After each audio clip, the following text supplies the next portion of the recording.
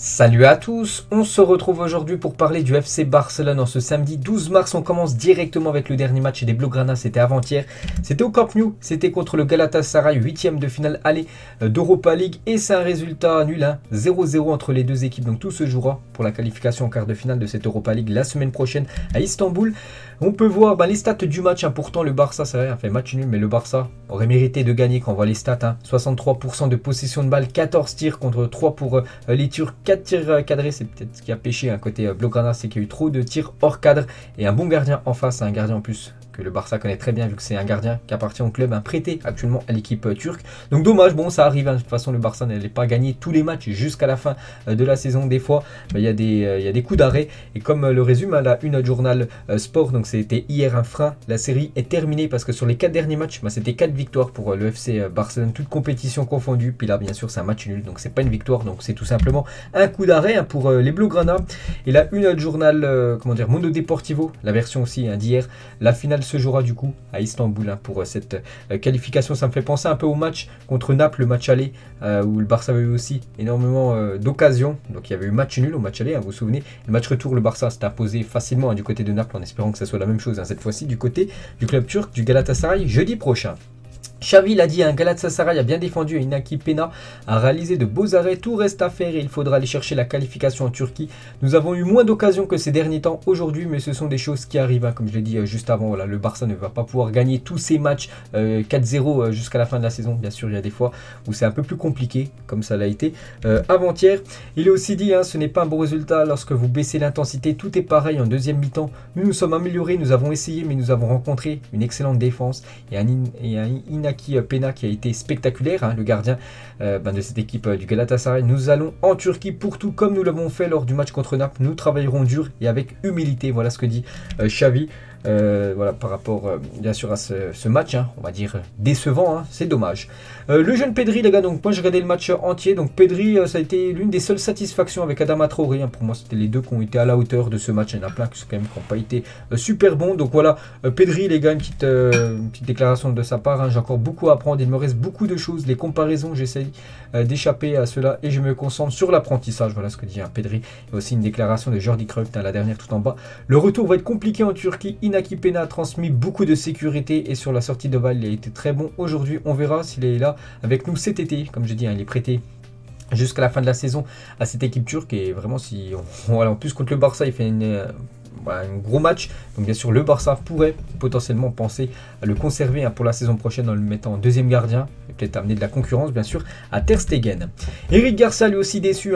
Quand tu viens d'une si bonne série de matchs, je dis les 4 derniers matchs, 4 victoires, tu peux penser que tu vas gagner facilement, mais ce n'est pas le cas. Voilà, ça arrive, bien sûr. Ça a été un jour sans pour le Barça. Bon, il n'y a pas eu défaite non plus. Bien sûr, il y a eu match nul, mais bon, il faudra aller chercher la qualification à l'extérieur. Adama Traoré, donc j'ai dit, il y a Pedri et Adama qui ont été bons. Plus Adama, pour moi, ça a été le meilleur Blaugrana. Jeudi soir, comme d'habitude, il a tenté beaucoup de choses et comme d'habitude, il a réussi beaucoup de choses. Van Aanholt, le gardien, le défenseur gauche de l'équipe du Galatasaray, beaucoup de mal à le stopper. Regardez, voilà, par exemple, une photo pour montrer la puissance de Adama Traoré. Très bon lors de cette rencontre. Et n'oubliez pas qu'Adama Traoré, c'était même pas sûr qu'il rejoigne cette équipe du Barça lors du dernier mercato hivernal. Il a refusé 2 clubs. Donc il a rejeté 2 offres de Liverpool et de Manchester City pour revenir au Barça. Les 2 clubs de première ligue étaient intéressés par l'ailier, même s'ils n'avaient pas l'intention d'en faire un titulaire ou plus un super sub, un remplaçant de luxe, bien sûr. Mais non, là, lui, il a refusé ces 2 gros mastodontes anglais pour revenir du côté de Barcelone. Quelques autres photos du match, les gars. Voilà, le Jordi Alba. On peut voir aussi Memphis Depay ou même Frankie, bien sûr, De Jong. Donc, il y avait du monde à ce Camp Nou. Il y avait plus de 61 740 spectateurs qui étaient présents au Camp Nou. Merci à tous pour votre soutien, bien sûr. Beaucoup de monde dans les travées du Camp Nou. Et c'est que le Barça, les gars, en Coupe d'Europe, ils ont beaucoup de mal à gagner au Camp Nou, c'est incroyable. Le Barça n'a remporté qu'un seul de ses 7 derniers matchs européens au Camp Nou, 3 nuls et 3 défaites en plus. Donc je crois la victoire c'était contre le Dynamo Kiev cette saison en Ligue des Champions. C'est une défaite contre le Bayern, il y a eu match nul contre Galatasaray, il y a eu match nul contre Naples, il y a eu défaite aussi contre le PSG la saison dernière. Là c'est juste à domicile, je vous parle au Camp Nou.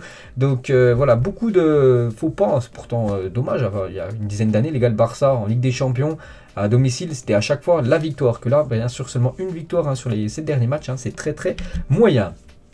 Et du coup, le match retour, hein, jeudi prochain, on donnera tout au match retour. Hein. N'oubliez pas le coup d'envoi, c'est à 18h45. Hein, voilà, un petit horaire au lieu des 21h. Hein, le match est 2 heures avant. Donc voilà, il faudra tout simplement s'imposer, hein, faire un meilleur résultat que les Turcs, hein, pour aller en quart de finale. Et sur Galatasaray France, donc un Twitter, hein, consacré à cette équipe turque, hein, le retour à Ali Sami Yen face au FC Barcelone va être le feu. Hein. N'oubliez pas que là-bas, c'est vraiment une ambiance très très spéciale. Hein. Regardez, par exemple, une photo des fois lors des grands matchs, hein, du côté du Galatasaray pour eux. Hein, c'est vraiment un grand match. En plus, ils ont l'opportunité d'éliminer comme le Barça après avoir fait un bon match, hein, du côté du Camp Nou surtout. Il ne va pas avoir perdu. Donc voilà, l'ambiance, ça s'annonce folle. Hein. La semaine prochaine du côté de la Turquie. Séance de récupération le lendemain du match nul contre Galatasaray. Donc c'est l'entraînement qu'il y a eu hier, les gars. Voilà, donc quelques photos de l'entraînement hier. On peut voir lui sourire, par exemple, de Ousmane Dembélé. On peut voir le jeune Gavi. Je crois qu'elle est là, c'est toujours défait, hein, un petit peu comme d'habitude. Hein, Aubameyang ou même de dos, je crois que c'est Nico. Ou une nouvelle coiffure, hein, pour comment dire, Braithwaite, comme Pinto. Vous vous souvenez, l'ancien gardien, il avait cette coupe avec des tresses. Donc là, c'est la même chose, hein, pour le gardien. Enfin, pour le joueur plutôt danois, et la même coupe, hein, que l'ancien gardien espagnol. Daniel Alves aussi à l'entraînement hier. Et Araujo, les gars, progresse en catalan. Donc c'est vrai que c'est un Uruguayen, donc qui parle maintenant un peu espagnol. Hein. Tout le monde, salut tout le monde, l'entraînement d'aujourd'hui est terminé. Donc il a dit ça en catalan, simplement. Araujo. Le programme maintenant du FC Barcelone pour les prochains jours. Donc aujourd'hui, on est samedi 12, donc le 13, donc demain à 21h, le Barça contre Osasuna. Je ferai peut-être un débrief, les gars, de ce match. En plus, c'est le dimanche, j'aime bien regarder du foot le dimanche soir. Je regarderai certainement cette rencontre, peut-être un débrief, hein, sur ma chaîne principale, voilà, sur cette rencontre. Et jeudi, Galatasaray, Barça, puis après, ben, voilà, le week-end prochain, les gars, le 20, donc dans dimanche prochain, en gros dimanche prochain à 21h, le Real Madrid contre le Barça. Énorme choc. Puis après, il y a le Barça contre le Séville, hein, qui est juste deuxième au classement devant les Barça. Donc voilà, des gros rendez-vous là. Peut-être Osasuna, bon, il faudra la victoire, mais après, c'est 3 matchs déterminants pour le reste de la saison. Araujo devrait être mis de côté, hein, contre Osasuna demain. En cas de carton, il pourrait manquer le Classico. C'est pour ça que Xavi va prendre aucun risque avec Araujo. C'est pour ça que normalement demain, il y a de grandes chances qu'il commence sur le banc, même qu'il ne joue pas. Voilà, parce que s'il prend un jaune, bah, il loupera le Classico, bien sûr. Xavi compte, hein, sur le défenseur uruguayen contre le Real Madrid. On va parler un petit peu info transfert et regarder la une journal Mundo Deportivo aujourd'hui, alternative à Haaland. Donc Lukaku et Werner, donc des attaquants de Chelsea, Patrick Schick, Leverkusen et Raphaël Leao, Milan, sont les options préférées du club en cas d'échec, hein, dans la signature, bien sûr, de l'attaquant Erling Haaland. Et la même chose, hein, pour la une journal sport aujourd'hui, hein.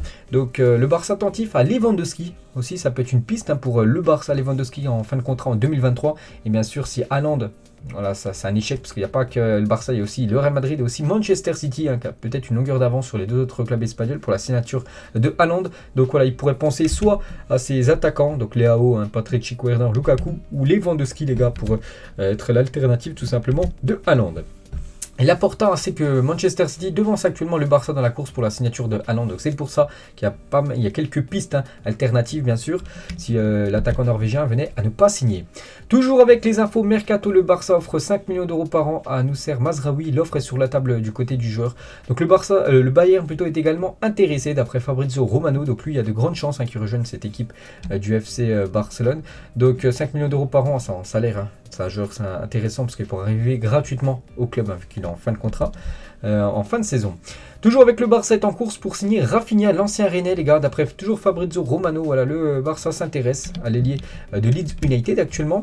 L'Atlético est conscient de l'intérêt du Barça pour Félix, hein. Son agent Jorge Mendes continue de faire pression, mais l'Atlético n'a pas l'intention de le vendre. Mais les choses pourraient changer s'il ne se qualifie pas pour la future Ligue des Champions, hein. Cette équipe Colchoneros, bon, hier il y a eu victoire pour l'Atlético, donc on se replace un petit peu dans le top 4, hein, de ce championnat espagnol. Mais voilà, hein, d'après les dernières infos, hein, le Barça s'intéresse aussi au jeune Félix.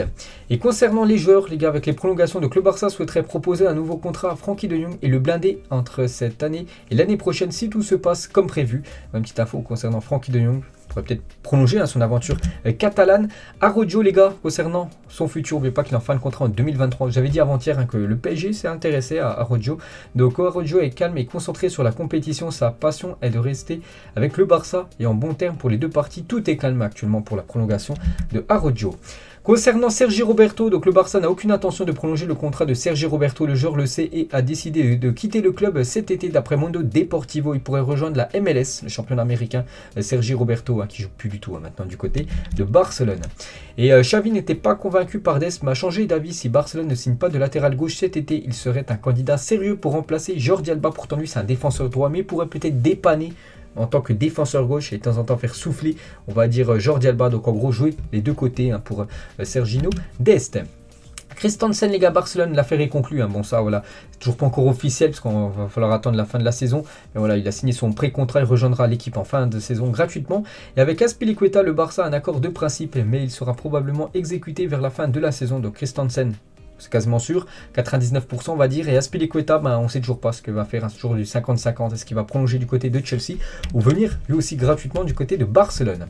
On va parler aussi de cette joueuse, il n'y a pas que le Barça homme, on va parler aussi du Barça fille, donc la star nigériane, donc Asisat Oshoala, donc prolonge jusqu'en 2024 du côté du Barça, donc félicitations à elle. Et on va parler de Alexia Putellas, donc la meilleure joueuse certainement du Barça, même du monde, vu qu'elle a remporté le dernier Ballon d'Or.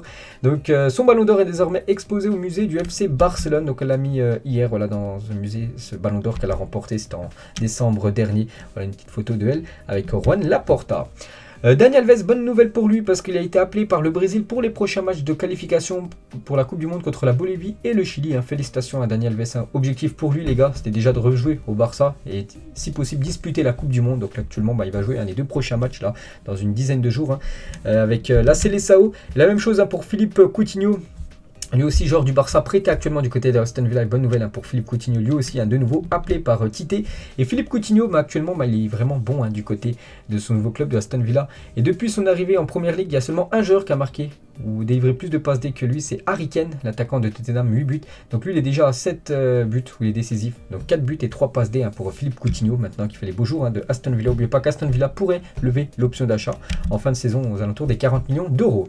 Léo Messi sur Guardiola, donc 219 matchs, 211 buts, 80 passes D, 19 hat-tricks, donc 19 triplés. Le Barça possédait une arme nucléaire à sa disposition, bien sûr, avec Léo Messi sous, bien sûr, Guardiola à l'époque. Ça fonctionnait très bien, quasiment un but par match. Et en plus, on peut rajouter aussi les passes décisives. Incroyable, bien sûr, ce duo en or. Lui aussi, c'était un duo en or, les gars, ces deux-là, cette célébration entre Thierry et Samuel Eto'o à l'époque, bien évidemment. Petite info concernant Ansu Fati, ne serait pas du tout pressé, les gars. Il faudra attendre encore au moins 5 semaines pour le voir réapparaître. Il ne veut pas revenir trop vite et se reblesser de nouveau. Ansu Fati actuellement en mode rééducation. Donc voilà, encore minimum quasiment 2 mois avant le retour d'Ansu Fati. Pourrait peut-être, même pas, je pense pas qu'il pourra disputer. Je crois que le dernier match, c'est aux alentours du 20 mai. Peut-être le dernier match de la Liga, mais bon, je pense que ça sert à rien, donc on le reverra certainement saison prochaine, le jeune espagnol. Et pour finir, les gars, cet épisode, donc lors du match, avant-hier, Barça Galatasaray, Benzema, mais tout le monde d'accord, incroyable, un supporter du Barça avec le maillot là, que je porte, il a floqué Karim Benzema derrière, donc je pense un supporter du Barça, ma grand fan de Benzema, donc il a mis le flocage Benzema numéro 9 sur un maillot du Barça, totalement insolite cette image. Donc voilà les gars ce qu'il y avait à dire aujourd'hui, j'espère que ça vous a plu. On se retrouve demain, on parlera cette fois-ci du Real Madrid. Bonne journée à vous et demain, comme j'ai dit, il y aura certainement un débrief de Barça Osasuna. Ciao à tous.